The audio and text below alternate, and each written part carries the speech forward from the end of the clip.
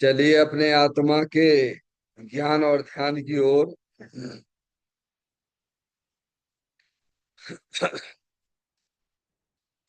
अपने चंचल मन को एवं चंचल उपयोग को स्थिर करने के लिए जिनवाणी माता के माध्यम से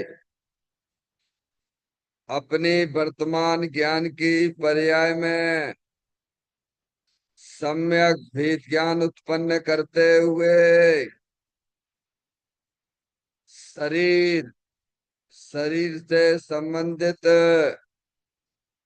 जितने भी चेतन अचेतन पदार्थ हैं उनका मुझ भगवान आत्मा के साथ में किसी भी प्रकार का कोई संबंध नहीं है। इस प्रकार समस्त पर पदार्थों में अपने संबंध की वृत्ति को छोड़ते हुए अंदर में जो अखंड ज्ञान ज्योति स्वरूप भगवान आत्मा है उसमें ही वर्तमान पर्याय का संबंध जोड़ते हुए कि मेरा यह भगवान आत्मा सदा काल शरीर आदि पर पदार्थों से भिन्न एकमात्र अखंड ज्ञान ज्योति स्वरूप है। ऐसा अपने आप को जानो और ऐसा ही अनुभव करो कि वर्तमान में ही मेरा यह भगवान आत्मा शरीर आदि पर पदार्थों से भिन्न है, एकमात्र अखंड ज्ञान ज्योति स्वरूप ही है।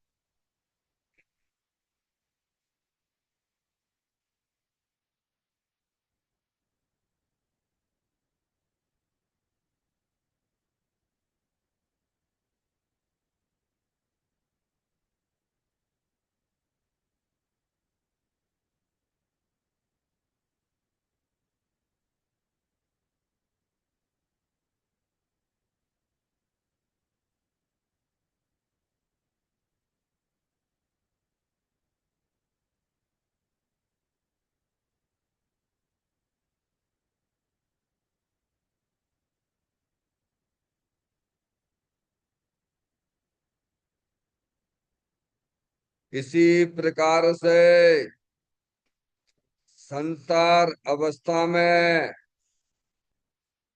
आत्मा के पर्याय में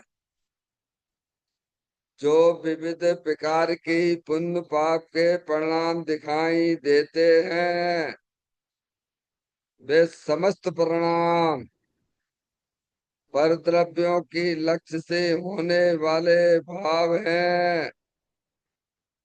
वे हमारे आत्मा का स्वभाव नहीं है। ऐसे समस्त रागादिक परिणामों में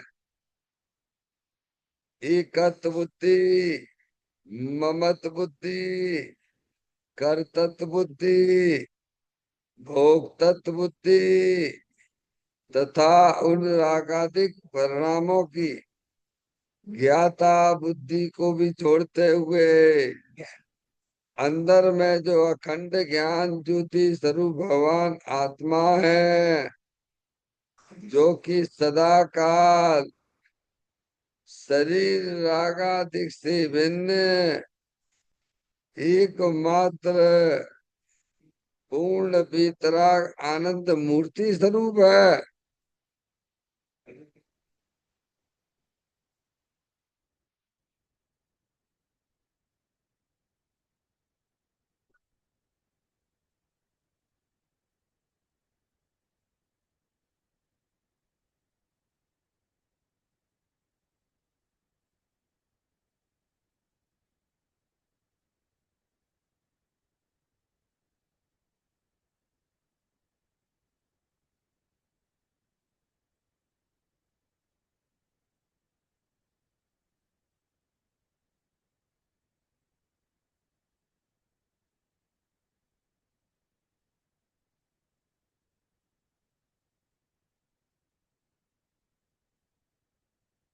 इसी प्रकार से संसार अवस्था में आत्मा की पर्याय में जो पर के लक्ष्य से होने वाला ज्ञान है, वह परलक्षी ज्ञान भी हमारे आत्मा का स्वभाव नहीं है। वह तो इंद्रिय जनित ज्ञान है। इस प्रकार शरीर रागादि और परलक्षी ज्ञान के पर्यायों से विभिन्न मैं तो एकमात्र अखंड ज्ञान ज्योति स्वरूप भगवान आत्मा हूँ, ऐसा अपने आप को जानो और ऐसा ही अनुभव करो कि वर्तमान में ही मेरा यह भगवान आत्मा शरीर रागादि और खंड खंड ज्ञान के पर्यायों से विभिन्न एकमात्र अखंड ज्ञान ज्योति स्वरूप ही है।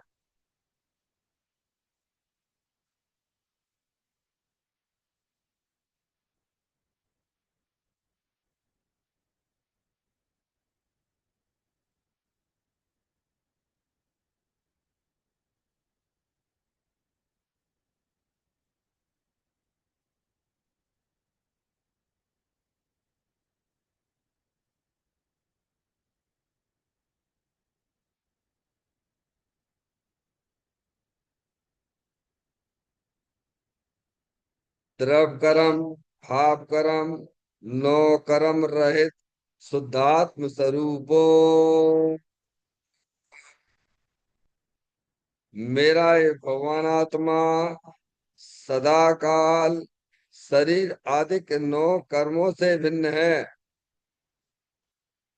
मेरा ये भगवान आत्मा सदा काल ज्ञानावरण आदि 8 कर्मों से भी भिन्न है। मेरा ये भगवान आत्मा सदा काल मोह राग देश भाव कर्मों से भी भिन्न है। इस प्रकार द्रव कर्म भाव कर्म नो कर्म तीनों कर्मों से रहित मैं तो एकमात्र परम पवित्र शुद्धात्म स्वरूप हूँ, ऐसा अपने आप को जानो और ऐसा ही अनुभव करो कि वर्तमान में ही मेरा यह भगवान आत्मा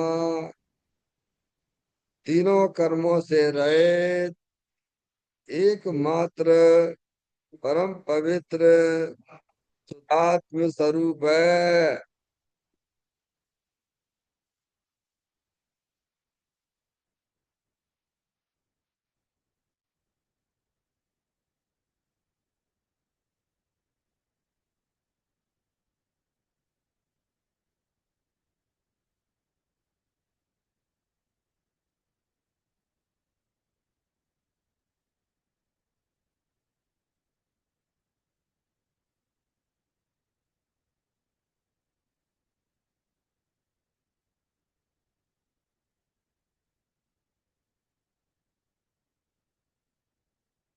नमः सिद्धेभ्यः ओम नमः सिद्धेभ्यः ओम नमः सिद्धेभ्यः चिंता सम स्वयं का चैतन्य तत्व महान है। निज का करूं मैं चिंतवन निज का करूं श्रद्धालु में शुद्धात्मा ही दीप है जो गुण अनंत निधान है। मैं स्वानुभव में देख लूं आत्मा स्वयं भगवान है। मैं स्वानुभव में देख लूं आत्मा स्वयं भगवान है। निर्मल जान परिठिया कम कलंक ढेवी। अपाल तव जैन परूं ते परम पड़वी। सब कर्म मल का नाश करवर प्राप्त कर निज आत्मा। जो नीन निर्मल ध्यान में नम कर निकल परमात्मा।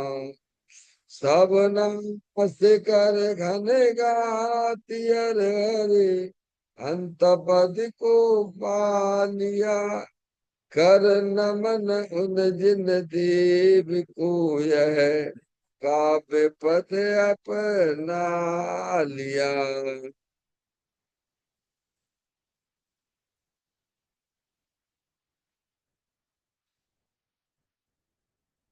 श्री योग सार जी नामक परम आध्यात्मिक ग्रंथ स्वाध्याय हेतु में विराजमान है। आज से 1400 वर्ष पहले इस महान पवित्र ग्रंथ की रचना दिगंबर संत योगेंद्र महाराज जी हुए हैं। उन्होंने इस महान पवित्र ग्रंथ की रचना की और उन्होंने इस ग्रंथ का नाम योग सार जी रखा। योग सार जी का सीधा सा अर्थ है मुक्ति के मार्ग में योग का मतलब जोड़ होता है। किसका किसके साथ में जोड़ करना। तो अरिहंत परमात्मा कहते हैं कि अपनी वर्तमान सुत ज्ञान की पर्याय का अंदर में जो अपना त्रिकालिक ध्रुव भगवान आत्मा जो कि सदाकाल द्रव्य कर्म भाव कर्म नो कर्म से रहित एकमात्र अखंड ज्ञान ज्योति स्वरूप है। ऐसी गायक प्रभु परमात्मा में अपनी वर्तमान सुत ज्ञान की पर्याय का संबंध जोड़ने का नाम योग है, जिसे शास्त्रीय भाषा में सम्यक दर्शन सम्यक ज्ञान भी कहते हैं। और उस चैतन्य भगवान आत्मा में ही अपनी वर्तमान पर्याय को मग्न कराना लीन करना उसमें स्थिर करना उसे सार कहते हैं, यानी सम्यक चारित्र कहते हैं। तो योग सार क्या हो गया। सम्यक दर्शन सम्यक ज्ञान सम्यक चारित्र वाली निर्मल पर्याय पवित्र पर्याय जो अपने आत्मा के आश्रय से प्रकट होती है, इसे यहाँ योग सार कहते हैं। और इसे ही अरिहंत परमात्मा मोक्ष मार्ग कहते हैं। इसी का नाम धर्म है। देखिएगा योग सार ग्रंथ के माध्यम से हम और आप यहाँ पर 76 नंबर की गाथा का स्वाध्याय चल रहा है, जिसका मूल विषय यह है कि आत्मा के गुणों की भावना करें। समझ में आए? किसकी भावना भाने के लिए की जा रही है कि अपने आत्मा के गुणों की भावना करो। पर द्रव्यों की भावना छोड़ दो। पर द्रव्यों की भावना से आत्मा में आश्रत तत्व की उत्पत्ति होती है। मोराग देश भावों की उत्पत्ति होती है। उससे आत्मा दुखी होता है। उससे कर्मों का बंध होता है और ये आत्मा जन्म मरण करता रहता है। इसीलिए परद्रव्यों की भावना को छोड़कर अपने आत्मा के गुणों की भावना भाओ। क्योंकि अपने आत्मा की गुणों की भावना भाने से अपने आत्मा में ये आत्मा स्थिर होगा। समझ में आया भैया। जब तक आप अपने आत्मा को नहीं पहचानोगे उसे अपना नहीं मानोगे तब तक ये आत्मा अज्ञान दशा में जन्म मरण करता रहेगा, दुखी होता रहेगा। इसीलिए प्रत्येक जीव का कर्तव्य है कि वह जिनवाणी माता के माध्यम से अपने आत्मा के स्वरूप को पहचान कर उसमें अपनापन करके, उसकी दृष्टि करके उसमें अपने उपयोग को स्थिर करे। ये प्रत्येक आत्मा का कर्तव्य है। इसीलिए दिगंबर संत हमें अपने आत्मा के गुणों की भावना के लिए कहते हैं। देखिएगा, गाथा 76 का पाठ करते हुए आगे बोलो पे विचार। दो तीन चौवर पांच नववर, सात छह और पांच फिर, और चार गुण जिसमें बसे उस आत्मा को जानिए।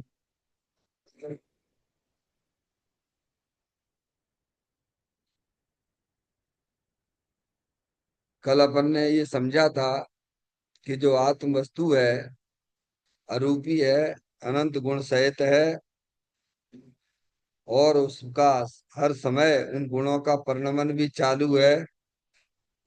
समझ में, श्रद्धा का श्रद्धा रूप परिणमन चालू चल रहा है। मैं पना श्रद्धा का काम है, पर्याय का।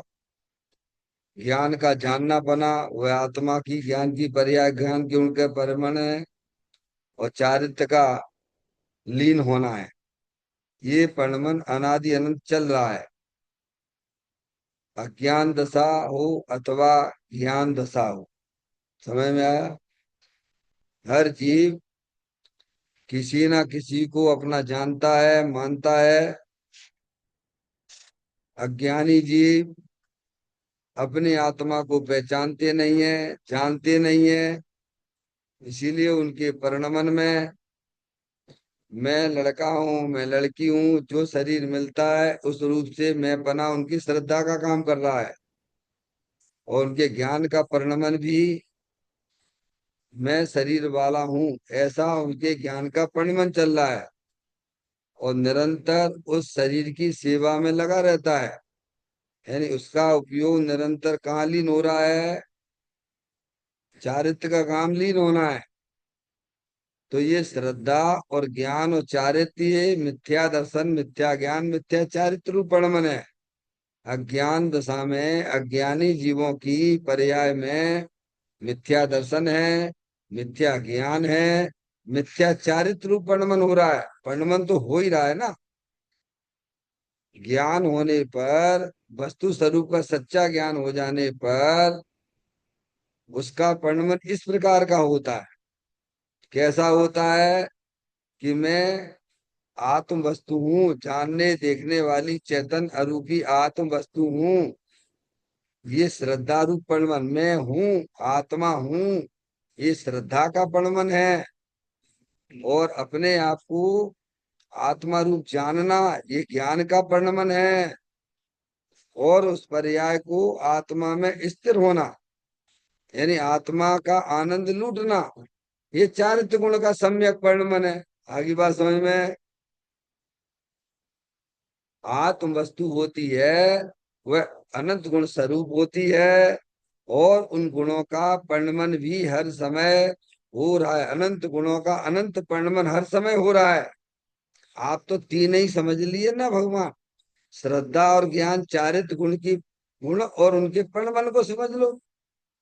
इसीलिए हमारे तत्वार सूची में सम्यक दर्शन ज्ञान चारित्राणी मोक्ष मार्गा आता कि नहीं आता है? अरे तीन समझ लो भगवान। समझ में आया। बहुत बड़ा कोर्स नहीं है हमारा तुम्हारा। धर्म का कोई बहुत बड़ा कोर्स नहीं है। हम्म। तो कल अपन ने समझा था कि जो आत्म वस्तु है वह रूपी है, अनंत गुण स्वरूप है। और उन अनंत गुण का परिणमन भी चालू है। परिणमन हो रहा है, चालू का मतलब हो रहा है। हम्म। फिर बताया था कि जो एक रूप जो चैतन्य आत्म वस्तु है उसे एक रूप नहीं जानना, एक रूप नहीं मानना, समझ में आया भैया? ये मिथ्या दर्शन, मिथ्या ज्ञान, मिथ्या चारित्र रूप है। और उस आत्म वस्तु को भेद करके जानना, द्रव्य गुण पर्याय रूप से जानना। द्रव्य वस्तु गुण स्वरूप है, गुण पर्याय रूप से जानना, द्रव्य पर्याय रूप से जानना। तो ये भेद रूप व्यवहार हो गया। क्या हो गया? ऐसा विचार करना। बात आत्म वस्तु तो अखंड एक है, अभेद है, समझ गए आप? और उनको भेद रूप से जानना, विचार करना, समझ गए आप? तो ये हो गया व्यवहार। क्या आया था पैराग्राफ में, उसके पहले लास्ट में? आत्म वस्तु है तो एक रूप, अभेद है, और उनको दो भेद करके द्रव्य पर्याय रूप से विचार करना, ये आत्मा का व्यवहार है। क्या भैया? ये कौन सा व्यवहार है? ये अध्यात्म का व्यवहार है। हाँ, समझ में आए भैया? हम्म। सच्चे देव सात गुरु की पूजा भक्ति आदि करना, ये ये जो है आगम का व्यवहार है। समझ में? आगम और अध्यात्म, दो बातें में से ध्यान रखना चाहिए। आगम का व्यवहार और अध्यात्म का व्यवहार। आगम के व्यवहार में चरणान युग के ग्रंथों में देव सात गुरु की पूजा भक्ति आदि को व्यवहार कहा जाता है। और अध्यात्म के ग्रंथों में अभेद जो चेतन आत्म वस्तु है, उसे भेद करके विचार करना, उसे अध्यात्म का व्यवहार कहते हैं। और ये अध्यात्म का व्यवहार जो है, वह नजदीक का व्यवहार है, आत्मा के बहुत नजदीक का व्यवहार है। समझ में आया? और आगम का जो व्यवहार है, वह दूर का व्यवहार है। क्या भैया? संजय भैया, आगम का जो व्यवहार है वह दूर का व्यवहार है, और अध्यात्म का जो व्यवहार है वो आत्मा के नजदीक का व्यवहार है। हम्म? ये बात भी कल अपन ने समझी थी। और फिर ये भी बताया था कि एक रूप आत्मा में लीन ना हो सके तब अनेक स्वरूप आत्मा को भाता है। जब यह उपयोग, यानी ज्ञानी, ज्ञानी चौथे गुण स्थान से होता है। चौथे गुण स्थान में भेद ज्ञान की ज्योति जल जाती है। ज्ञानी कहते ही उसे है, जैसे अपने आत्मा की दृष्टि है, उसे ही वास्तव में ज्ञानी कहते हैं। बहुत शास्त्र पढ़ने वाले को ज्ञानी नहीं कहते हैं। जो शरीर रागादिक से भिन्न अंदर जो चेतन आत्म वस्तु अनंत शक्तियों से भरी हुई है, उसकी जो दृष्टि करते हैं उसे ज्ञानी कहते हैं। जब ज्ञानी की पर्याय अंदर अपने स्वरूप में स्थिर नहीं हो पाती है, तब वह अपने आत्मा को भेद से जानता है कि आत्म वस्तु द्रव्य पर्याय स्वरूप है, आत्म वस्तु ज्ञाता दृष्टा है। समझ में आएगी नहीं? और भी विविध प्रकार के व्यवहार बताए जाएंगे आत्मा के अब भेद रूप से, उनकी चर्चा अपन आगे पढ़ेंगे वहीं पर वह जो भेद रूप विचार है, वह वास्तव में योग सार नहीं है। क्या हल्का समझा था? योग सार तो निर्विकल्प है। इस ग्रंथ के नाम के योग सार की बात नहीं की जा रही है, वो तो द्रव सुत है। अंदर में ज्ञानी के भाव रूप जो परिणमन होता है ना, वो निर्विकल्प जो बीतराग भाव पर्याय प्रकट होती है, उसे यहाँ योग सार कहते हैं। क्या? ये तो द्रव सुत है, जनवाणी द्रव सुत है। और द्रव सुत के माध्यम से अंदर जो परिणमन में पर्याय में निर्विकल्प दशा प्रकट होती है, उसे वास्तव में योग सार कहते हैं। समझ में आया? लेकिन ज्ञानी की पर्याय उस चेतन भगवान आत्मा में पूर्ण रूप से जब स्थिर नहीं रह पाती है, तब बीच में जो उसके राग रहता है, भेद रूप जो राग रहता है, विचार रूप जो विचार होता है, वह वास्तव में योग सार नहीं है, वह तो आश्रव तत्व है। राग क्या है? आश्रव तत्व है। ये बात भी कल अपन ने समझी थी। तो योग सार किसे कहते हैं? भावात्मक की बात है। अंदर में निर्विकल्प पर्णमन होना, वीतराग रूप पर्णमन होना पर्याय में, वह वास्तव में योग सार है। जिसे अपन प्रारंभ में बोलते चले आते हमेशा ही बोलते हैं कि अपने उपयोग को अपने चेतन भगवान आत्मा में जोड़ना, उसका नाम योग है। और उसमें अपने उपयोग को स्थिर करना, लीन करना, उसे योग सार कहते हैं। है क्या? और जो अस्थिरता जन, जो भेद रूप जो विकल्प ज्ञानी की पर्याय में चल रहे हैं, वह तो आश्रित तत्व है, वो योग सार नहीं है। क्या वो राग है? वो शुभ राग है क्या? आगे दोनों बातें समझ में आ गई। अब देखिए अगला पॉइंट।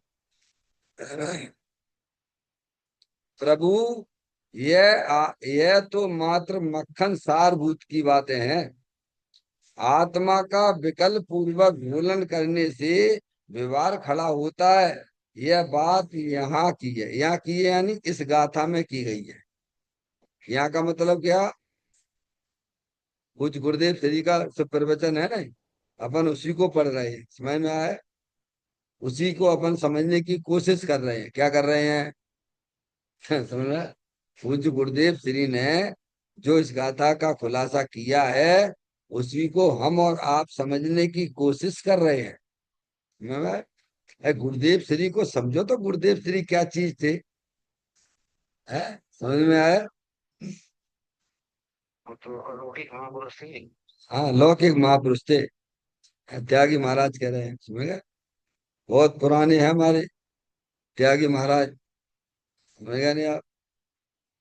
संतोष, संतोषानंद जी, समझ गए नहीं आप?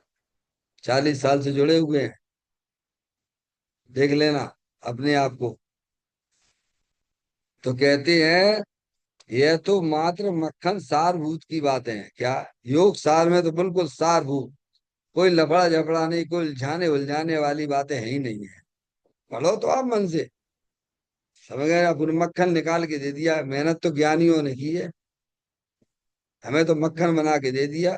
जैसे किचन में बाई होती है, 2 घंटे काम करती है, पकवान अकवान बना बुनी के थाली तुम्हें लगा के रख दी।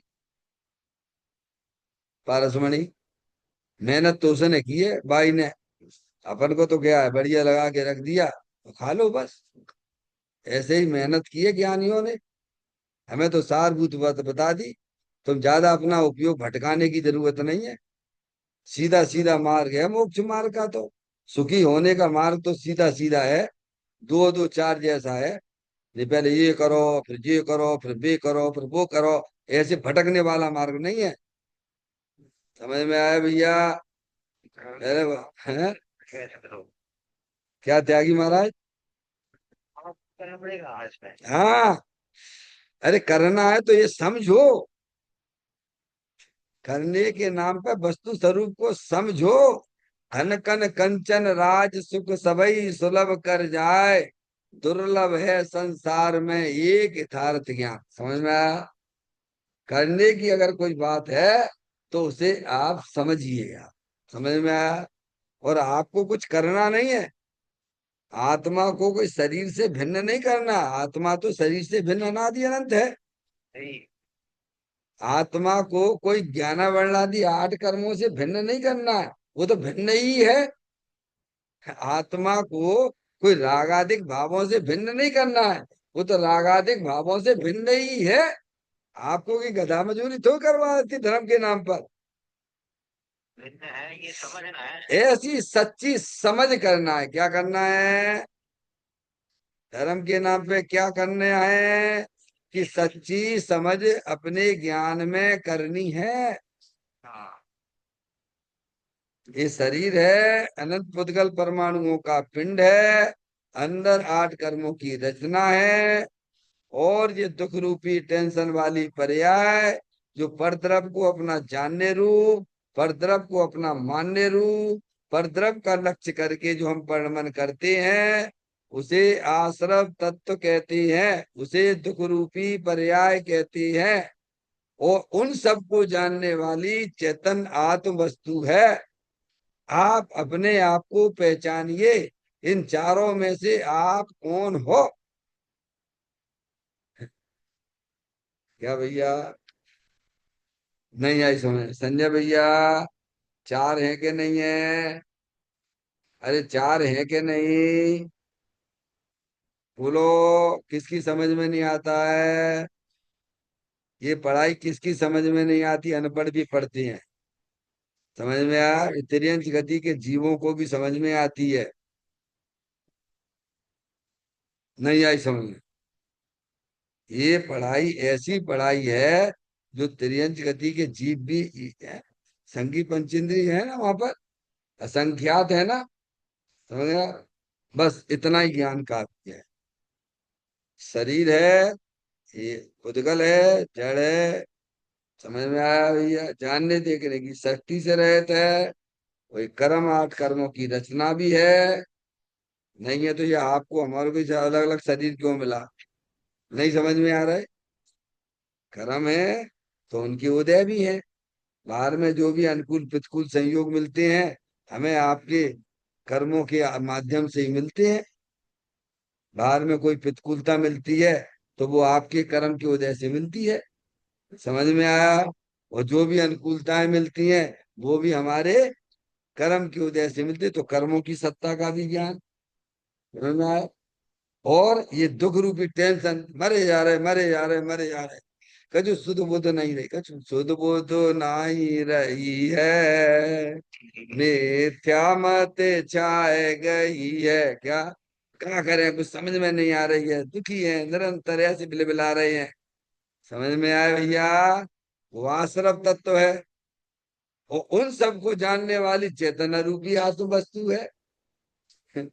समझ? अपने ज्ञान को सम्यकता प्रदान करो। धर्म के नाम पर जो है, निज को निज पर को पर जान। बोलो भैया, फिर आगे क्या बोलते हो आप लोग? अरे बोलो, क्या बोलते हो? निज को निज पर को पर जान। फिर तुम दुखी होके बता दो आप। अब मिलावट का धंधा करोगे तो मिलावट का धंधा करोगे तो जेल में भी जाना पड़ेगा और डंडे भी पड़ेंगे। और मिलावट मत करिए तो ये शरीर रूपी जेल किसको मिलती है? ये शरीर रूपी जेल किसको मिलती है? माता जी, वो अपना कुछ भी नहीं है। हाँ, टाइम बर्बाद करना है। अपना उपयोग अपने में लगाओ। समझ में आया? ये शरीर रूपी जेल किसको मिलती है? जो मिलावट का धंधा करते हैं उन्हें मिलती है। जो मिलावट का धंधा नहीं करते हैं उनके संयोग में शरीर कुछ समय तो दिखाई देगा, फिर भी नमो सिद्धाड़म में विराजमान हो जाएंगे। समझ में आया भैया? जिसकी नियत सही होती है, अरे उसी की बरकत होती है। जिसकी नियत में खोट है, चाहे कितनी भगवान की पूजा भक्ति कर लो, तुम्हारे मन में अगर नियत खराब चल रही तो भगवान की पूजा भी क्या करेगी भैया? समझ में आई? तो कहते हैं इतना सा काम है। अब आप पहचानिए चारों में से कौन? संजय भैया, चार कौन? चार कौन? यहाँ रहना पड़ेगा, हमारे साथ चलना पड़ेगा। मैं तो कहता हूँ जब मैं ड्राइविंग करता हूँ तो साइड वाली सीट पे भाई साहब जरा सावधानी से बैठना है। संजय भैया, काय के लिए? काय के लिए? अरे एक बार की बात है, छाबड़ा जी ले गए थे यहाँ से गाड़ी, बस ले गए थे भर के मुक्तागिरी के लिए। कहाँ के लिए?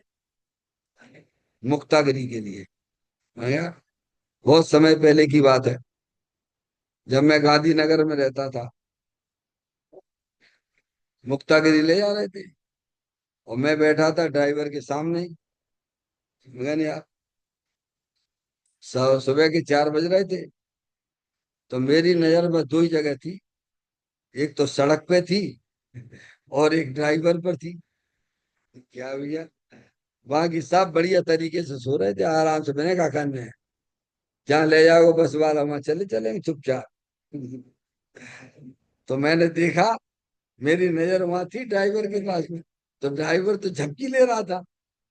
मैंने कहा झपकी जे ले रहा है और गाड़ी का पहिया किधर जा रहा है। और मैंने जहाँ बैठा था वहीं चिल्ला दिया। क्या कहा भैया? ये तो है 15 है ना प्रूफ में। समझ में आया भैया? मैं जहाँ था मैंने वहीं से चिल्ला दिया। अब गाड़ी तो जा रही थी, 200 से 300 फीट नीचे जाने वाली थी। हाँ ऊपर चल रही थी चढ़ाई पर मुक्तागिरी के, 200 से 300 फीट नीचे जाने वाली थी। उसका पहिया जो है राइट हैंड साइड में टर्न कर रहा था। और बस क्या ये समझ लो, बस ये समझो बस खाई। 1 सेकंड भी अगर अंतर पड़ जाता है तो वह खाई में 300 फीट नीचे गिरोगे आप जाके। सबकी मुक्ति हो जाएगी। क्यों नहीं होगी? हाँ भैया, पहुंच गया मुक्तागिरी। फिर मुझे कहा पंडित जी साहब कहाँ गए, उनकी तो मुक्ति हो गई। वेद मिन की तो हो गई, साथ में जो बैठे थे 50 दिन की वो मुक्ति हो गई। समझ में आया भैया? बहुत सावधानी की जरूरत है। ऐसे ही श्रीमद राजचंद्र जी कहते हैं, देखो भैया, हर समय सर पर मृत्यु मंडरा रही है, देखते ही झेर चढ़ता है, पैर रखते ही पाप लगता है। बताओ हम क्या करें संसार का। हर समय हमारे साथ में ऐसा लगना चाहिए बस। क्यों भैया, कोई भरोसा है क्या? आपको मालूम, भले ही आपका शरीर स्वस्थ है तो ये संयोग का वियोग हो सकता है कि नहीं हो सकता है? कि जरूरी है शरीर को बीमारी होना पड़े? क्यों? क्या हम स्वाध्याय करते करते शरीर का नहीं छोड़ सकते क्या? क्यों? ऐसा कुछ है क्या? समझ में आया भैया? हर समय सावधान रहने की बात है। अगर आप सावधान हर समय रहेंगे तो जरूर आप अपना काम करके जाएंगे यहाँ से। समझ में आए? लेकिन खाओ पियो मौज करो, क्या करना है? तो तुम लोग कीड़ा बनने वाले हो। भगवान से ना पूछना, भगवान का ही संदेशा है। समझ में आया भैया? हम्म? सावधान। संजय भैया, तो चार कौन से?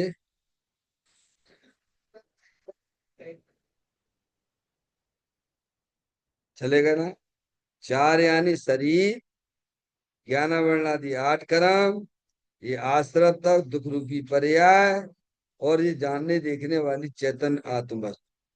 ये सब कहाँ देखने हैं? अपने ज्ञान में निर्णय करके अंदर में निहारो। समझ में आया भैया? हम्म? और ये भिन्न भिन्न है, इनमें हमको भिन्न करना नहीं है। जिस प्रकार से आचार्य कुंद कुंद देव ने है, समय सार जी के गाथाओं में ये बात लिखी, जिस भांति प्रज्ञा छेनी से पर से विभक्त किया इसे, उस भांति प्रज्ञा छेनी से अरे ग्रहण करो उसे।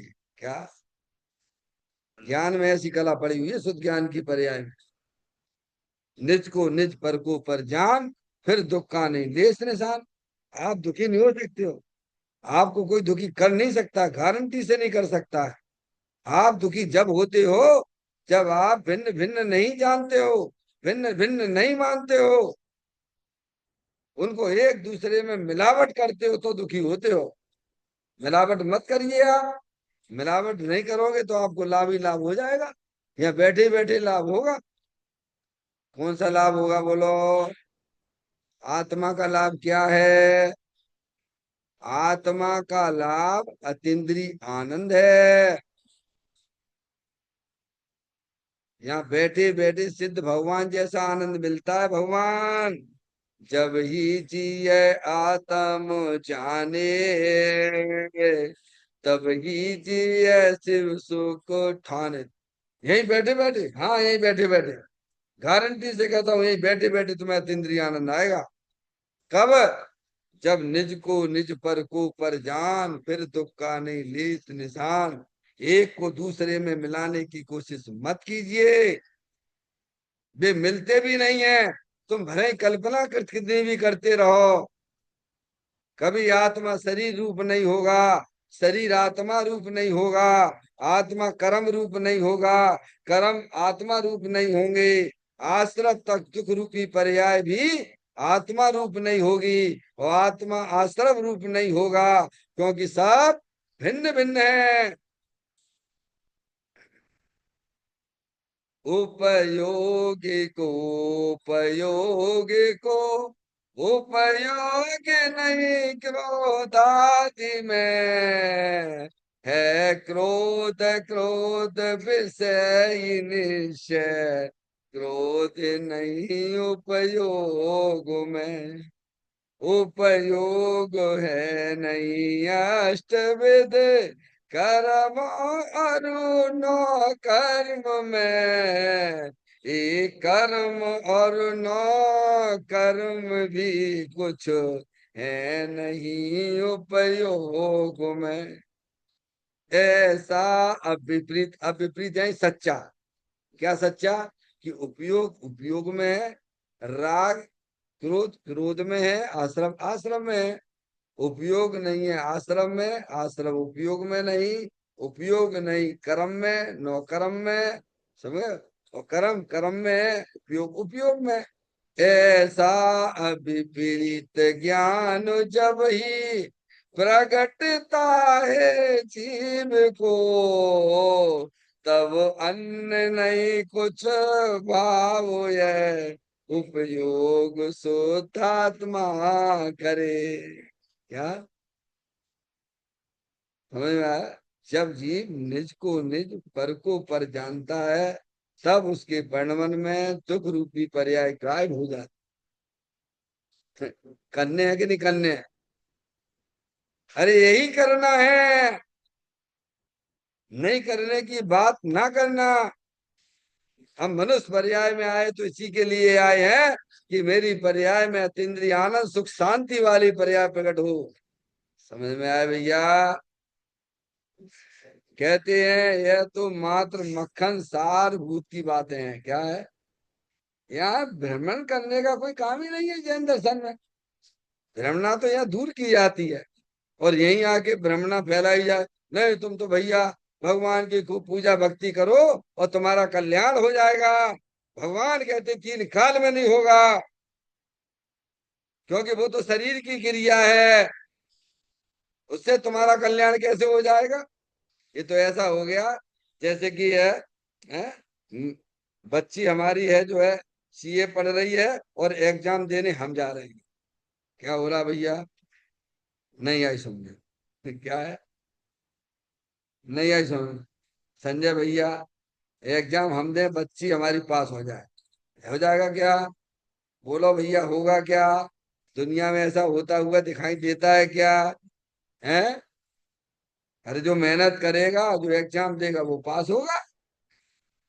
है? अब शरीर की अब मुक्ति कौन की होगी?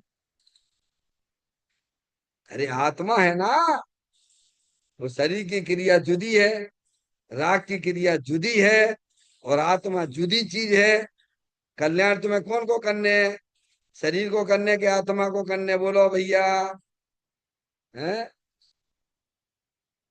ये बात समझ में नहीं है? फिर आत्मा कल्याण कैसे होगा? आत्मा के ज्ञान के बिना, आत्मा की श्रद्धा के बिना किसी का कल्याण हुआ हो तो बता दो एक आध का। तो कहते हैं यहाँ तो वो सारभूत बात है। क्या है?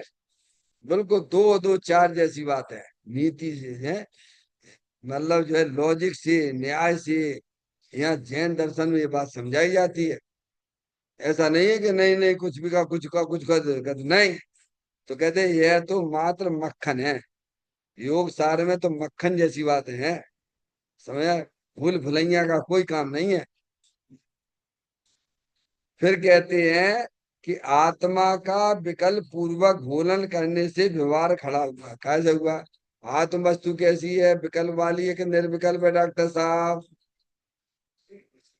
आत्मा कहें तो आप समझो हम आत्मा है, और भगवान ने कहा है आत्मा निर्विकल्प है। क्या है? विकल्प रहित है। विकल्प तो आश्रव तत्व है। क्या है? क्या कह रहे हैं? पंचाध्याय में भी ये बात आई है। आत्म वस्तु निर्विकल्प है, विकल्प रहित है, वीतराग आनंद स्वरूप है। तो कहते आत्मा का विकल्प पूर्वक भूलन करने से क्या हुआ? विकल्प कहाँ होते हैं? शरीर में होते हैं कि आत्मा में होते हैं कि आत्मा की पर्याय में होते हैं? बोलो भैया, जरा पर्याय का ज्ञान तो करो। आत्मा की पर्याय में होगी कितना? आत्मा की पर्याय में होती है, समझ में आया? और निर्विकल्प दशा, आत्मा तो निर्विकल्प है ही। जो निर्विकल्प वस्तु को निर्विकल्प जानता है, निर्विकल्प मानता है, अपने उपयोग को उस आत्मा में डुबकी लगाता है, तो वह निर्विकल्प पर्याय एक नई उत्पन्न होती है। उसे मोक्ष मार्ग कहते हैं। आत्म वस्तु कैसी है? विकल्प वाली है कि निर्विकल्प है? बोलो। अगर आत्म वस्तु निर्विकल्प ना हो तो निर्विकल्प दशा पर्याय में प्रकट तीन काल में नहीं हो सकती है। अगर शक्कर में मिठास ना हो तो तुम्हें शक्कर कभी मिलेगी नहीं मिठास वाली। समझ में आया भैया? हम्म? अगर दूध में घी का अस्तित्व ना हो तो घी मिलेगा क्या? हम्म? प्राप्ति की प्राप्ति है ना। तो आत्म वस्तु तो सदा का निर्विकल्प स्वरूप है। तो हमें अपनी आत्मा की पर्याय में निर्विकल्प दशा प्रकट करनी है। क्या करनी है? विकल्प चल रहे हैं ना, दुनिया भर के विकल्प डॉक्टर साहब, कि अपन को इनका ये करना है, इनका वो करना है। क्या ये? क्या ये आश्रव तत्व है? ये आत्मा का काम नहीं है। आत्मा का काम तो निर्विकल्प है कि आनंद मस्ती में रहना। क्या करना? पर्याय का यही काम है। द्रव निर्विकल्प स्वरूप है और पर्याय भी उसकी निर्विकल्प होना चाहिए। विकल्प वाली वह पर्याय आत्मा की नहीं है भगवान। अरे मनुष्य के लड़के मनुष्य जैसे होंगे कि त्रियंच जैसे होंगे? बोलो। जब आत्मा निर्विकल्प वस्तु है तो विकल्प वो आत्मा की चीज होगी क्या? है? ये चीज आत्मा की नहीं है। ये तो आत्मा को समझने के लिए, जब तक यह ज्ञानी अपनी आत्मा में पूर्ण रूप से स्थिर नहीं होता है तो वे विकल्प बीच में चलते हैं। वो साधक दशा है। क्या भगवान? आगे बात समझ में? ज्ञानी जब अपने चैतन्य भगवान आत्मा में पूर्ण रूप से उसकी पर्याय स्थिर नहीं होती है, तब उसके साधक दशा में अभेद में भेद करके विचार करना, गुणों का विचार करना, ये विकल्प होते हैं। समझ गए नहीं आप? तो कहते आत्मा का विकल्प पूर्वक भूलन करने से व्यवहार खड़ा होता है। क्या होता है? होता है। समझ गए नहीं आप? ये ये बात यहाँ की है, मतलब इस गाथा में यह बात बताई जा रही है कि आत्म गुणों की भावना करना चाहिए। प्रारंभ में ही हमने पहले कहा था आपको कि भावना ज्ञानी को भी होती है और अज्ञानियों को भी होती है। पारसमणि, ये विकल्प वाली भावना ज्ञानी को भी होती है, साधक जीव को भी होती है, और अज्ञानी है उसे भी उसे भी ज्ञानी बनने के लिए अपने आत्मा को जानना चाहिए। क्या करें? अब देखिए अगला पॉइंट देख लें आप। अभी पूरा पढ़ते हैं, फिर उसके बारे में अपन विचार करेंगे 5 मिनट में। भगवान आत्मा दर्शन ज्ञान स्वरूप है, ऐसा भी दो पने से आत्मा का विचार कर सकता है। धर्मी जीव लोक में प्रत्येक को जाने देखे, किंतु कहीं भी अपनापन नहीं करता। मैं स्व पर को जानने के स्वभाव का धारक हूँ, ऐसा विकल्प भी धर्मी को आता है, किंतु यह वितरागता का व्यवहार है। सो भी बंध का कारण है। इसीलिए ऐसे विचारों से भी धर्मी को हर्ष नहीं होता, खेद होता है कि ऐसा व्यवहार बीच में आता है। यह मेरे पुरुषार्थ की कमजोरी है। इसके बारे में भी अपन ने समझा था, पुरुषार्थ किसे कहना। कुछ याद है बोलो? जब पुरुषार्थ की बात आई थी, याद है कुछ किसी को? बोलो बेटा, पुरुषार्थ किसे कहना है?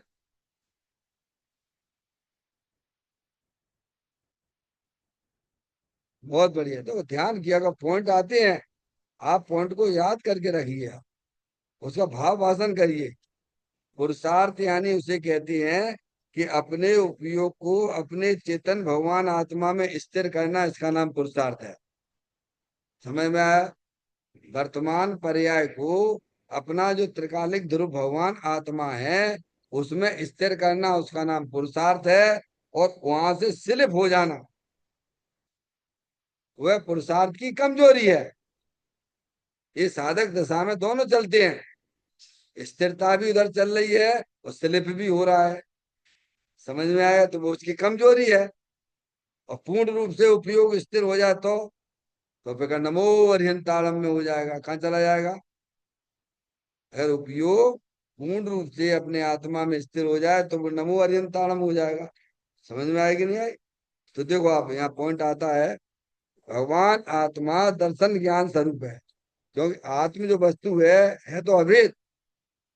एक होता है, पूरा होता है, अभेद होता है डॉक्टर साहब। पूरा का पूरा होता है, भेद एक रूप है।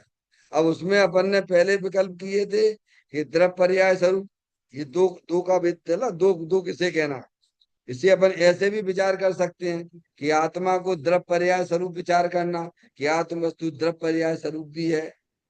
द्रव तीनों काल एक रूप रहने वाली है, पर्याय में उसमें हर समय परिणमन चल रहा है। हो रहा है कि नहीं हो रहा है? तो ये भी विचार, ये विकल्पात्मक है। ये व्यवहार हो गया आत्मा का। फिर कहते हैं, अब कहते हैं, आत्मा, भगवान आत्मा दर्शन ज्ञान स्वरूप है। क्या है? ज्ञाता दृष्टा, जानने देखने वाला है। ऐसा ज्ञानी विचार करता है। हमें भी ज्ञानी बनना है तो ये जो ज्ञानी विचार करते हैं वैसे ही हमें भी करना पड़ेगा। हम्म? ऐसे भी दो पने से आत्मा का विचार कर सकता है। मैंने यार पहले द्रव पर्याय का दिया था, दो में दो की परिभाषा चल रही ऊपर। दो से विचार करता है आत्मा पे, है ना? इस प्रकार से भी कर सकता है, पहले द्रव पर्याय से भी कर सकता है। द्रव ज्ञाता दृष्टा है, ज्ञान दर्शन स्वभाव ही आत्मा है। तो ये सब विकल्पात्मक है। धर्मी जीव, देखनी है, बहुत सुंदर बात आई है इसमें भी। धर्मी जीव लोक में प्रत्येक को जाने, क्योंकि जानना तो जीव का स्वभाव है। धर्मी यानी ज्ञानी, धर्मी का मतलब ज्ञानी, जिसे अपने आत्मा की दृष्टि हुई है, जिसे पर्याय में अपना द्रव्य स्वभाव प्राप्त हुआ है, उसे धर्मी कहते हैं। समझ गया? तो धर्मी जीव लोक में, लोक में यानी संसार में, समझ गया? प्रत्येक को जाने, प्रत्येक को जाने। ये कुर्सी है डॉक्टर साहब, आप बैठे हुए हो, माता जी बैठी हुई हैं, ये भगवान की फोटो भी, भगवान प्रतिमा भी है वहां पर। समझ में आया? लोग आ रहे हैं, जा रहे हैं। क्या कह रहे हैं? सभी को जाने, सभी को जाने। कोई जानना तो ज्ञान का स्वभाव है। समझ ना? तो कहते हैं धर्मी जीव लोक में प्रत्येक को जाने, देखे। अब देखना, कहीं भी अपनापन नहीं करता। क्या है ये? खास बात है, ये खास बात है। और अपन क्या करते हैं?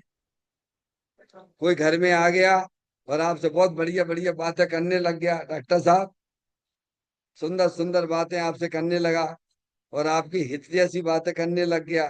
ओहो, तुम तो हमारे पक्के दोस्त हो। क्या है? तुम तो हमारे बहुत हितैषी हो। तो अपनापन कहाँ चला गया? और भाई साहब कब आ रहे हो? यार उस दिन आए थे, आपने बड़ी अच्छी अच्छी बातें करी थी। अब उसी के विकल्प में उलझा रहता। कहाँ पर? अरे कहाँ पर? तो उसका अपनापन कहाँ जा रहा है? जैसे लड़की की शादी हो गई पुरुष से, ये मेरे पति, कब तक? अरे बोलो कब तक? वो अपनापन कितने चलोगा? और पति कहे मैं तेरा कुछ भी नहीं हूं, अरे कैसे कहते हो, तुम्हारे कुछ क्या कहेगी? क्यों लड़ाई झगड़ा करने लग जाए? क्योंकि मैंने तुम्हें अपना पति माना है। समझ में आया? और जो पति है वो बिल्कुल ही बात से प्यार न करते तो क्या करे? अरे भाई कुछ वो समझ में आती कि नहीं बात? आपके यहाँ तो एक केस भी आ गया ना, इंदौर का फेमस केस है। सोनम, और वो क्या नाम था, राजा। सोनम ने कर ली शादी। किससे? राजा से। राजा बिल्कुल प्रेम ना करता तो। सोनम भले ही दूसरे से प्यार करती थी, लेकिन अपनापन कहाँ उसका? अरे भाई कछु समझ में आ रही है कि नहीं आ रही है? धर्म क्या चीज है भगवान ये समझो। तो कहती है धर्मी जीव है। हम्म, लोक में सबको जानता है, देखता है, क्योंकि वह उसका स्वभाव है जानना देखना। गलती कहाँ हो रही है, ज्ञानी गलती क्यों नहीं करता है, अज्ञानी गलती कहाँ कर रहा है, ये बात हमारी समझ में आना चाहिए। डॉक्टर साहब, सभी तो जानते देखते हैं, मामा का दिक्कत है? क्योंकि जीव का स्वभाव तो जानने देखने का ही है ना। ज्ञानी कैसे ज्ञानी बना रहता है? काम वही वही कर रहा है। अज्ञानी भी जानने देखने का काम कर रहा है, और ज्ञानी भी जानने देखने का काम कर रहा है। बोलो कर रहा है कि नहीं कर रहा है पारसमणि? फिर गलती कहाँ हो रही है, उस गलती पे ध्यान दीजिए आप। ज्ञानी सबको जानते देखते समय भी अपनापन उन पदार्थ चेतन अचेतन पदार्थों में नहीं करता है। समझ में आया? यानी लोग के समस्त चेतन अचेतन पदार्थों को जानते समय भी अपनापन तो अपना चेतन भगवान आत्मा में करता है। इसीलिए उसकी पर्याय में दुख कैसे आएगा? अरे भाई जिसमें तुमने अपनापन किया है उसका तो कभी अभाव ही नहीं होता है। और अज्ञानी संयोग में चेतन अचेतन पदार्थों में अपनापन स्थापित कर देते हैं, तो उनका संयोग का तो वियोग होगा ही। तो वियोग होगा तो आर्त ध्यान, रौद्र ध्यान, धर्म ध्यान, कौन सा ध्यान होगा बोलो? डॉक्टर साहब, नहीं आई समझ, दोबारा से। अज्ञानी जानता देखता तो है, सभी जीव जानते देखते तो है। ज्ञानी उन चेतन अचेतन पदार्थों को जानते समय भी, देखते समय भी उनमें अपनापन नहीं करते, यानी उसे अपना नहीं जानते। समझ में आया? क्यों नहीं? क्योंकि उसके पास तो चेतन आत्म वस्तु है ना, इतनी महान, जिसकी पंच परमेष्टि भी जिसको सेवन करते हैं, तो उसमें करेगा ना अपनापन। अरे जो अपनी वस्तु है कभी उसका अभाव ही नहीं होता है। समझ में आया? अब तुमने कर लिया शरीर है, अब शरीर में तो की तो कर्म की चीज है, और इसमें तुम अपनापन करोगे तो शरीर में तो कुछ ना कुछ चलता ही रहता है। बोलो चलता है कि नहीं चलता है? हैं? तो ज्ञानी शरीर में रोग हो जाए तो दुखी नहीं होता है। समझ में आया भैया? और निरोग हो तो कोई हर्ष भी नहीं होता है, क्योंकि ये अपनी चीज है ही नहीं है। समझ में आती बात? धर्म क्या चीज है भाई? कहते हैं कहीं भी अपनापन नहीं करता। आ गया लोग के किसी भी चेतन अचेतन पदार्थ में ज्ञानी अपना जानता मानता नहीं है। वह तो अपनी चेतन आत्म वस्तु को ही अपना जानता मानता है। इसीलिए ज्ञानी को कोई दुखी कर सकता नहीं है, ताकत नहीं किसी की। अब कहते हैं मैं स्व पर को जानने के स्वभाव का धारक हूं। क्या ज्ञानी क्या कहता है? ये तो स्व पर मेरा तो मैं तो उसका मालिक हूँ। किसका मालिक हूँ? स्व पर को जानने देखने की शक्ति का मैं मालिक हूँ। ऐसा मालिक पना अपने आत्मा में लाओ भाई। तो शरीर में अपना मैं करोड़पति हूँ, मैं अरबपति हूँ डॉक्टर साहब, मेरे 10 मकान है। अभी एक आएगा झटका स्वाह हो जाएगा। चल नहीं रहा तुम्हारा इजराइल की और वो लड़ाई झगड़े नहीं चल, एक फेंक दिया जाएगा, सब धरे धराए रह जाओगे। अरे भूकंप आ जाए तो? समझ में आया? मैं स्वयं पर को जानने के स्वभाव का धारक हूँ। ज्ञानी कैसा अनुभव करता है? मैं तो अरूपी चैतन्य आत्मवस्तु हूँ। स्वयं पर को जानने देखने वाली चैतन्य आत्मवस्तु हूँ। पर द्रव्य जानना देखना मेरा स्वभाव है। पर अपनापन करना पर द्रव्य में ये मेरा स्वभाव नहीं है। अपनी आत्मा में अपनापन करना ये मेरा स्वभाव है। अरे अपने घर में किसको आराम नहीं मिलता है भगवान। अरे सभी को आराम अपने घर में ही मिलता है। तो ज्ञानी का मैंपना अपने आत्मा में आ गया। आपका जब ये यहाँ से गोला नहीं खिसक जाता, गोला, वायु गोला, वायु गोला खिसक गया, संजय भैया, खिसका आपका कभी जिंदगी में? नहीं खिसका। पुण्य वाले हो। हमारा तो एक ही बार खिसका था। आज तक वहां का दर्द याद रहता है। डॉक्टर साहब, ज्ञान तो है, दर्द चला गया। क्या होता है? ज्ञान तो रहता है ना, ज्ञान तो रहता ही है ना, दर्द चला गया। तो वो जो बैठालने वाला होता है ना, वो ऐसे ऐसे देख के, वो भी कला है, वो जहां से खिसका था वहीं बैठाल दिया। अब बताओ क्या तकलीफ है? कोई तकलीफ नहीं है। ऐसे ही जो है ज्ञानी जीवों का उपयोग रूपी गोला खिसका हुआ है। क्योंकि वे परद्रव्य में अपनापन स्थापित किए हुए हैं, ये गोला उनका खिसक गया है। अब ज्ञानी ने माँ जनवाणी माता के माध्यम से वस्तु स्वरूप का सच्चा ज्ञान करके अपने उपयोग रूपी गोले को अपने द्रव्य स्वभाव में, तो बोलो निरुक्ता आएगी कि नहीं आएगी? बोलो भैया, अरे बोलो। हम निरुक्ता कहाँ से लेना चाहते हैं? बाहर से। तो बाहर से मिलेगी तुम्हें कहा? स्वयं पर को जानने के स्वभाव का धारक ऐसा विकल्प भी धर्मी को आता है। ये विकल्प आत्मा है, मैं स्व स्व पर को जानने वाला हूं। किंतु यह वीतरागता का व्यवहार है। कौन सा व्यवहार है? ये व्यवहार आता है।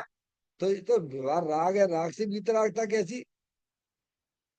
ये कह रहे हैं किंतु यह वीतरागता का व्यवहार है। यानी राग को छोड़ देगा वो, और क्या है, वीतरागता प्रकट हो जाएगी। राग को पकड़ के नहीं, आता है बीच में विकल्प नाना प्रकार के आते हैं, नहीं आते हैं, साधक दशा है। पर वह है तो बंद का कारण, देखना आप। यह वीतरागता का व्यवहार है, सो भी बंद का कारण है। राग है ना, वीतराग, समझ गए नहीं? यह वीतरागता का व्यवहार है, सो भी बंद का कारण है। कुछ नजदीक का है ना, तो वीतरागता उत्पन्न होगी, देखना। इसीलिए ऐसे विचारों से भी धर्मी को हर्ष नहीं होता। क्या है? कौन से विचारों से? किसके विचारों की बात की जा रही है? बोलो। इस गाथा में किसके विचार की बात की जा रही है? अपने आत्मा के गुणों की विचार की बात की जा रही है। हमारे आत्मा में जो परद्रव्यों के विचार किए जाते हैं वे तो पाप रूप परिणाम है। और आत्मा के गुणों के संबंध में जो विचार किया जाता है वो शुभ भाव है। समझ में आ गई भगवान? तो अब देख लेना कि हम कितना पुण्य कमा रहे हैं, कितना पाप कमा रहे हैं। किसी भगवान से पूछ रहे हैं क्या? जिनवाणी माता भगवान ही तो है अपनी, है। कहते हैं ऐसे विचारों से धर्मी को हर्ष नहीं होता। क्या है नजदीक में तुम्हें? कल हमने बताया था, एक पाप का परिणाम और एक पुण्य का परिणाम, दोनों में अंतर है। तीव्रता और मंदता की अपेक्षा से अंतर है। वैसे दोनों एक ही है, समझ में है? पाप का परिणाम तीव्र, पाप तीव्र कसाय वाला है। पुण्य का परिणाम मंद कसाय वाला है।